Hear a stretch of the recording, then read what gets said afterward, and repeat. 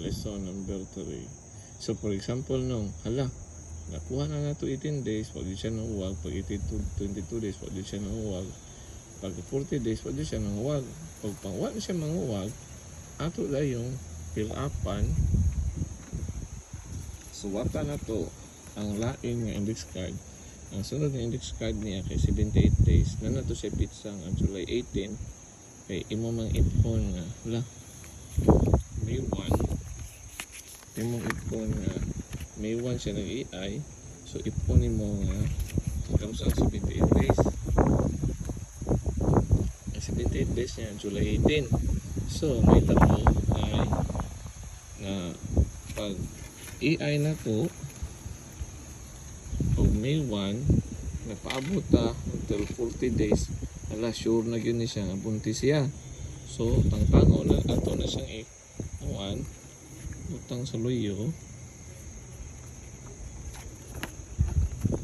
78 days. So ma-hold na siya nga di ta magsigig tan-aw pangalan na to 78 days dayon July 18. Ang anong na siya July 18 kay nusod na siya sa third trimester. So meaning increase na to ang iyang pagkaon. July 18 siya pagkaon. Pagka July 18 imo siyang ato increase ng pagkaon. Pag July 18 na nabot ng July 18, increase to pag dayon July 18 gyud ato na siyang ibalhin ana kay ang sunod na is what July 78 days, July 18 100 days, August 11. Kay pagkasugod sa July 18 magsige siya og increase pagkaon. Pagka 100 days niya August 11 ma-transfer man na siya sa inahinto. So mo na siya na siya reminder. Pagka August 11 na imo na nabot na sa August 11 kay inahinto na siya, ato na po na siyang balifon. Kay August 11 naman inahinto na siya, yan na siya suwat 112 days, August 22 kay mga nakay na siya.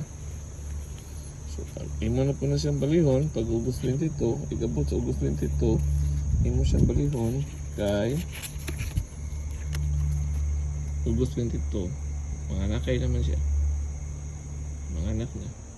So pag August 22 imo na ibalhin naman nato siya kay mga anak na dayon mawa na sila, kari na siya ang index card kay lahi na ang nakasuwat kay AirTag number 1 yun sa AirTag number, semen type, date of birth, number of birth, date of win kung sa lutason, number alive.